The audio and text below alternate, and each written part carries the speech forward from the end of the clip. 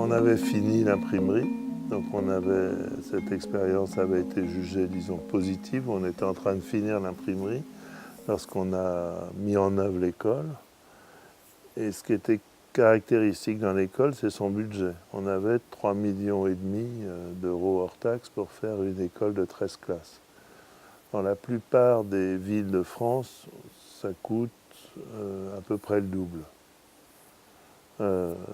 Et donc il fallait ajuster le projet à l'état des lieux de la manufacture et en même temps être capable de répondre à ce que les gens attendaient.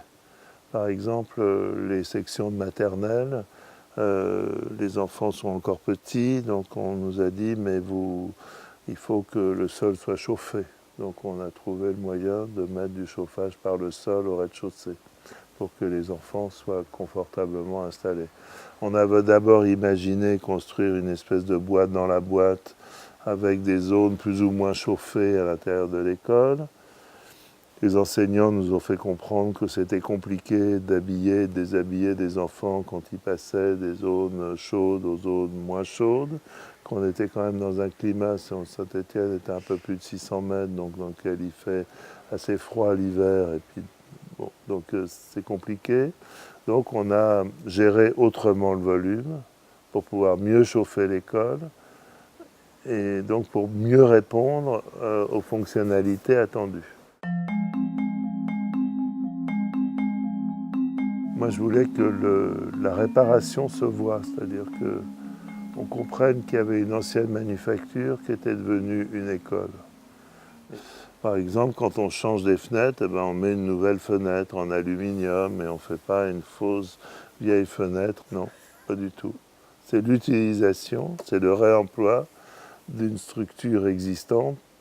Et ce qui était intéressant, ce qui est intéressant dans l'architecture assez répétitive de la manufacture, puisqu'elle est composée d'arches assez répétitives, c'est qu'au fond, elle pose la question de l'unité et de la différence. C'est-à-dire à partir du moment où l'unité du bâtiment est assurée par sa structure et ses arches répétées, on peut se permettre de développer une forme de diversité dans la manière de la transformer. Et puis en même temps, on a restauré le bâtiment en réparant les briques abîmées, comme si elles étaient, comme en mettant des pansements pour montrer qu'on les avait réparées. Donc il y a une sorte d'esthétique où on comprend ce qui a été fait, ce qui date d'avant, etc. Et on n'était pas tout à fait d'accord avec les représentants des monuments historiques sur cette question, mais on a fait les choses avec l'appui de la DRAC, dans ce sens-là, en se disant que, après tout, la permanence du monument, c'était sa structure maçonnée, et que ce qu'on faisait n'avait pas un caractère définitif. On pourrait toujours, un jour, changer les fenêtres, et que, même si l'expérience valait d'être tentée, elle n'injuriait pas, disons, l'avenir.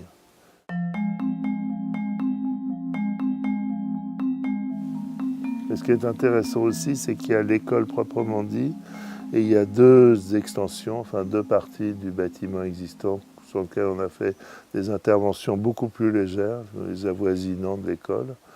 Et ça montre aussi qu'à partir de la même structure, on peut faire un projet très abouti, qui est celui de l'école, et un projet plus léger dans les avoisinants, et c'est d'ailleurs des lieux maintenant qui sont utilisés par la Biennale pour faire la librairie, où il y a un peu là-dedans de manifestations temporaires.